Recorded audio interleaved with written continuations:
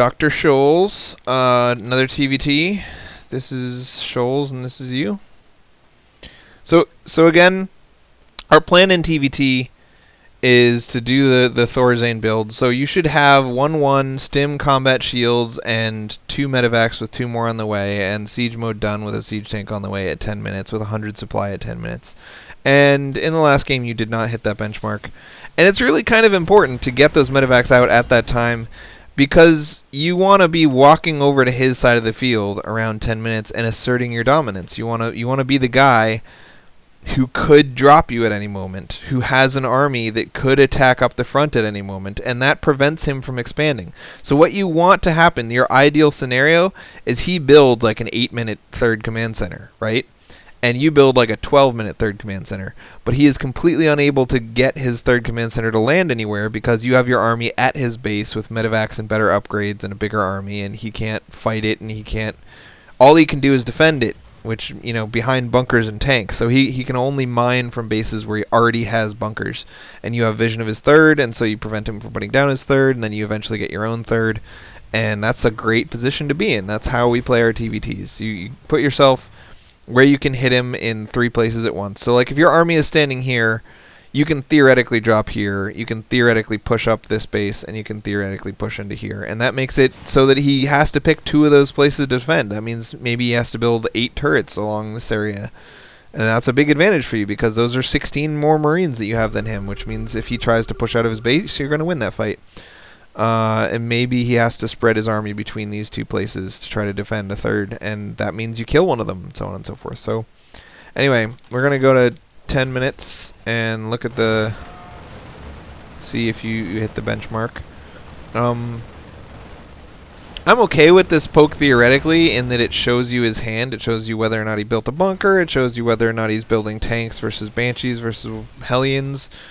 Stuff like that, but I don't know. It never really gets that much done. Nick really swears by it because sometimes you can catch people off guard and do a ton of damage, but I don't really care.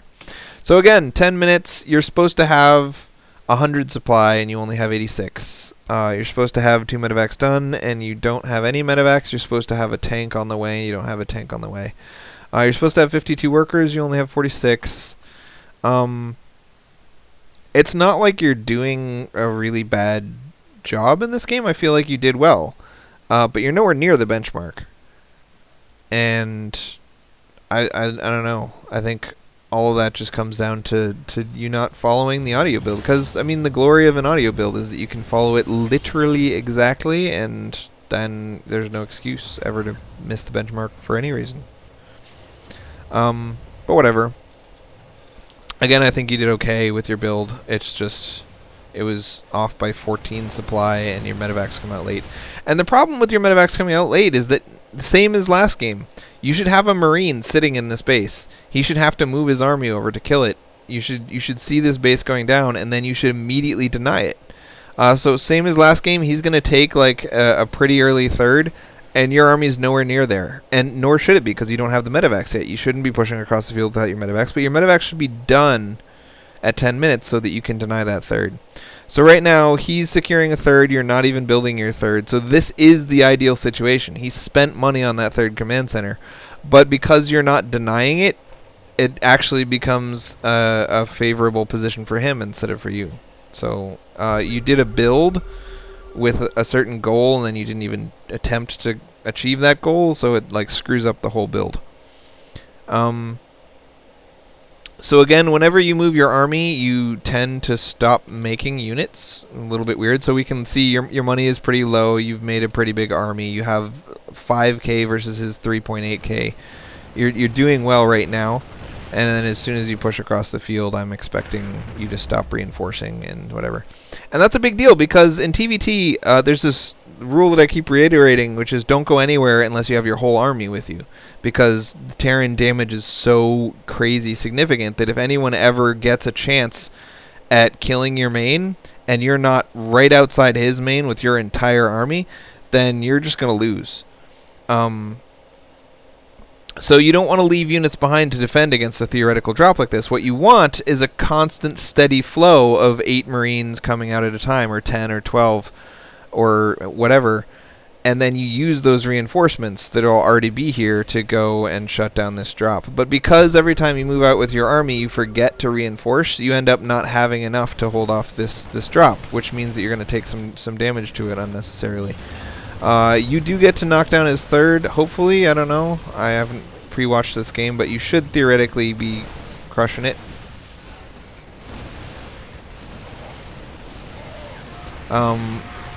And you do eventually mop up that drop. You lose a gas geyser and probably some other stuff.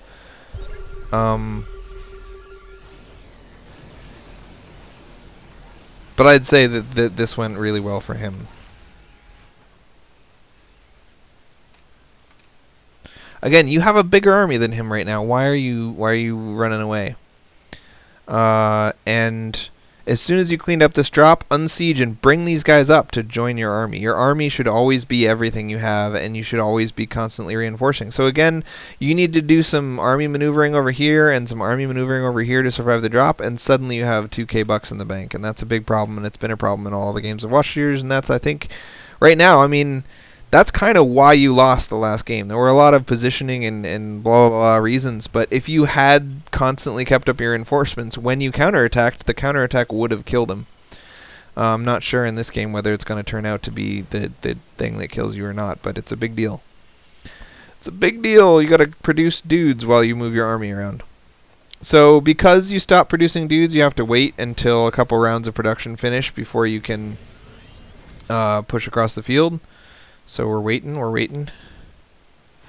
It also wouldn't make a lot of sense to go right before these upgrades are done. Alright, so now is a good time to go across the field. You finally caught up, spent all that money, and you're adding, I think, far too many factories. I don't think you have the gas to produce off of all of these tech buildings. But you do want to add a bunch of factories for the late game. That is the right move. It's just that I think you want to go from 1 to 3, not from 1 to 4. And you also want to use this tech lab because you do not need Marauders in TVT. Marauders are bad in TVT.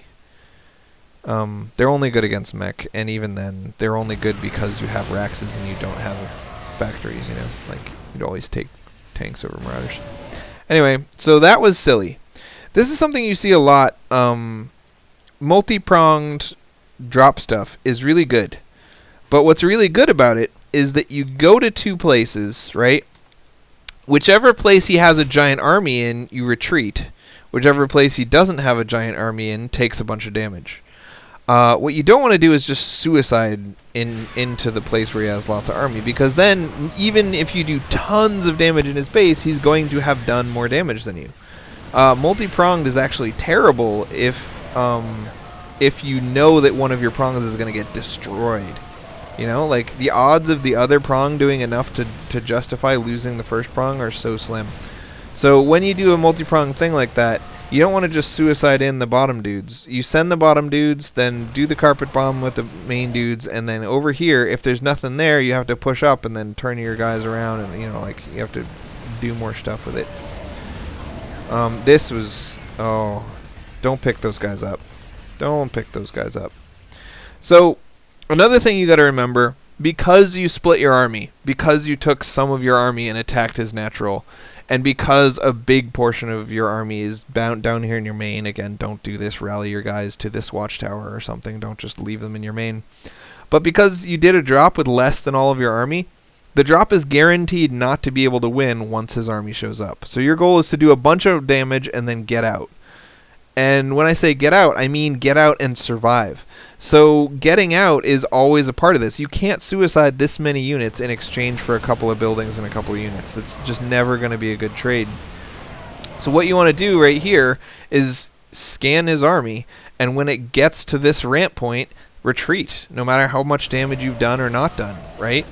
And the other alternative, if you're not going to run away, if you do want to suicide this army, you have to suicide it in a good way. So you have to drop it right here at the top of this ramp so that he has to siege up at the bottom of the ramp, and you get to kill his marines as they come through, and then you just stand just out of siege tank range and kill a bunch of marines and really try to win the whole game, because those are your only 2 options: get away without losing your stuff, or win the whole game. This do a little bit of damage and then die, that's never going to be a good option. So if you had gone away right when his army came up the ramp, this would have been a huge success for you. 5k damage against 3k, but then you just kind of keep your army here and lose it, so it's bad.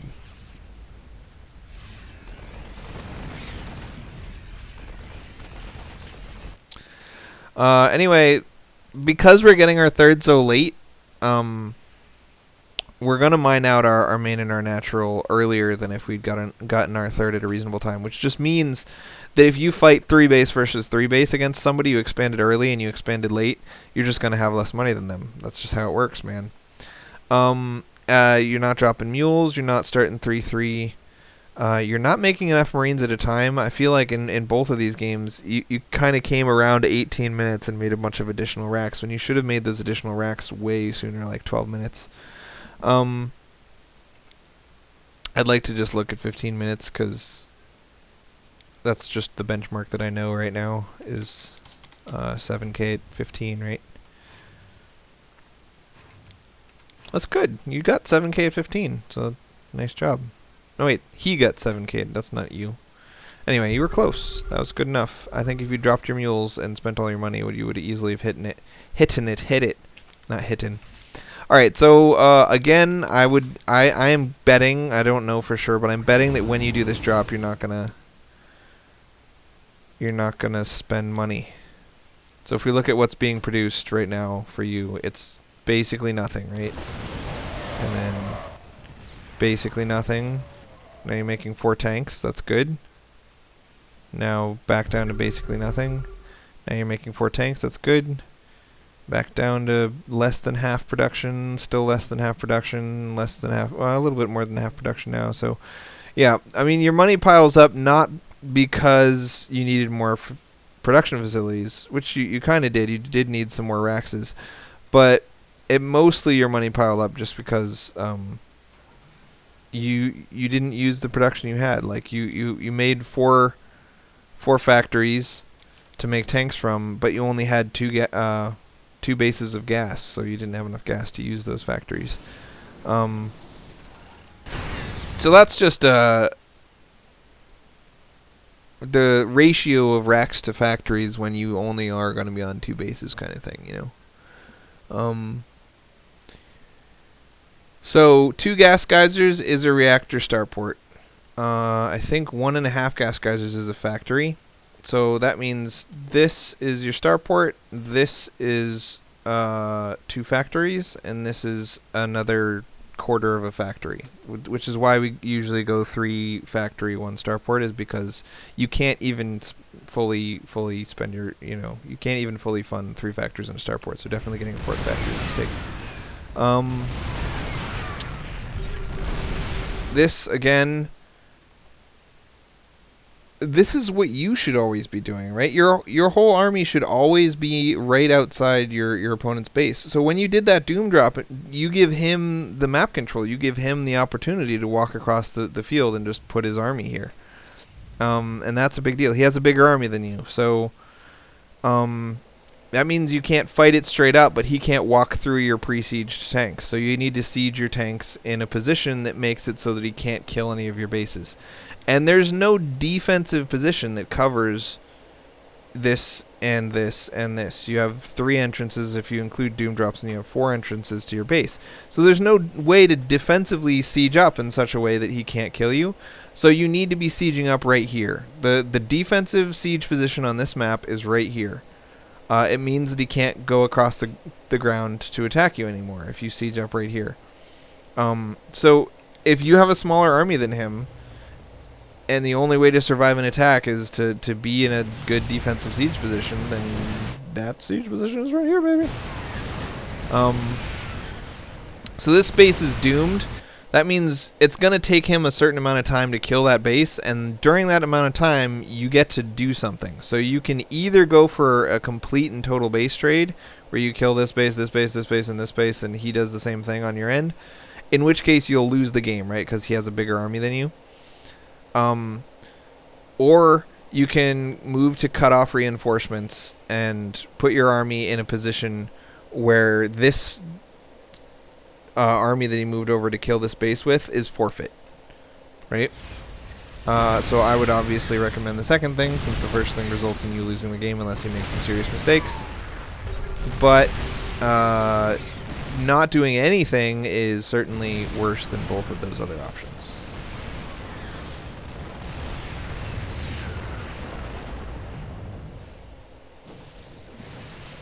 This is kind of cute.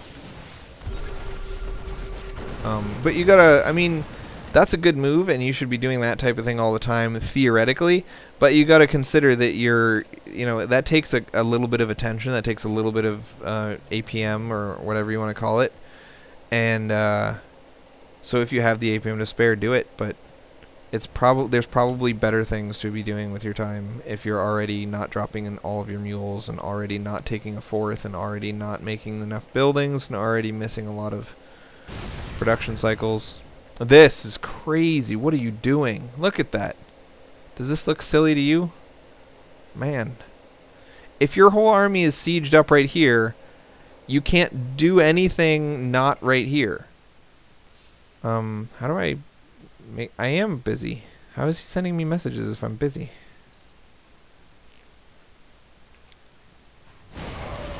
Anyway, so that was silly. Never take a small chunk of your army and move anywhere with it unless it's a drop. And this, you're dying right here. You're setting up in a position that defends one mining base. Why are you defending this position? This is not a good defensive position. If he's stupid enough to walk into it, then yeah, things are going to go well. But why would he ever attack that? I know that he just did, but that's because he's an idiot. Because if he starves you out on 3 bases while taking the entire map, he wins. So you're just kind of putting yourself in a position from which you can't win. I mean, suiciding his whole army into yours and then trying to do an offensive move was a crazy mistake on his part. But now he's in your base, killing off a bunch of production. This is kind of a death blow, right? Anytime somebody kills off all your production, you're dead. So at this point, you want to be base trading, right? If somebody does something from which you can't recover, you need to do something to them from which they can't recover. So as soon as he did that, as soon as he had this drop up in your base and you knew that you weren't going to be able to defend it before he killed off all of your racks, you either need to start a bunch of new raxes or go straight across the field to his base and kill him. And you kind of did neither. You kind of just tried to defend later but lost all your stuff before defending. I don't think I've ever seen you counterattack. I feel like... I mean, not counterattack. I mean base trade. You know, where you attack an empty base trying to kill off all of his production so that when your armies fight, the game will be over. So now your army dies and this is the end of the game. In both of these games, you're having a lot of trouble securing your fourth. And I think that's because, like, the cause of that is the same thing as why every time you fight with your army, you don't produce units. Like, you're doing an either-or thing, where you're like, I'm going to use my army now. And then you're like, I'm going to macro now. I'm going to use my army now. I'm going to macro now, like that. And you have to be macroing while you're using your army. And part of that is taking new bases and moving workers around. So you need to get to spot... You have to pick, like, 5 or 6 places that you can go and where it's okay to go macro now. So one of the big ones is, like, if your army is sitting defensively right here, you don't feel, especially if you have a base over here that's undefended by that army position, you don't feel safe enough to go macro, go do macro things, right?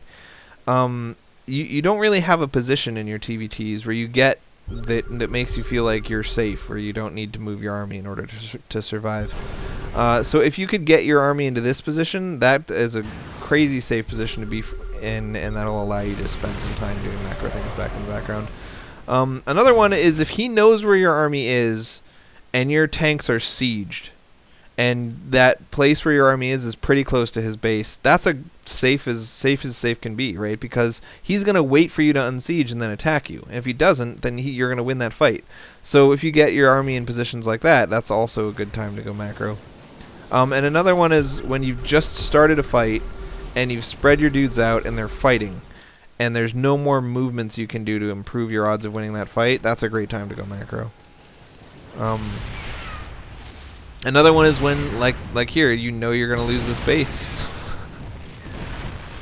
I would go siege up over here. I don't know why I'm watching the end of this game. It's totally over. So this game was over at about, I would say the Doom Drop kind of, before the Doom Drop, I think you had a bigger army than him, and you had map control, and you had, you know, a good chance and stuff. And then after that, he just walked across the field. So like right here, there wasn't a lot of chance for you to recover from that position.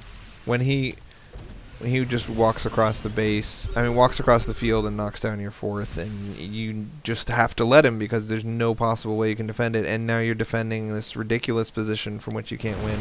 That was it. Game was over at that point. So right here, I'm not saying don't do Doom Drops. This is actually a great Doom Drop. If you could have won the game with this Doom Drop, it could have been executed better. But most importantly, your Medivacs during the entire Doom Drop should be sitting right here, waiting for a scan to pick up him coming up the ledge so that you can escape. So I would say this was kind of the end of the game. I like finding the end of games and pointing it out. So you were already a little bit behind before this because he denied your third with a drop, and you had stopped making Marines, so you couldn't defend it. But after this, he just has so much license to do whatever he wants. The game's kind of over. So anyway, good, much better macro than you started out with, though. That was good. You did good at the build portion of things.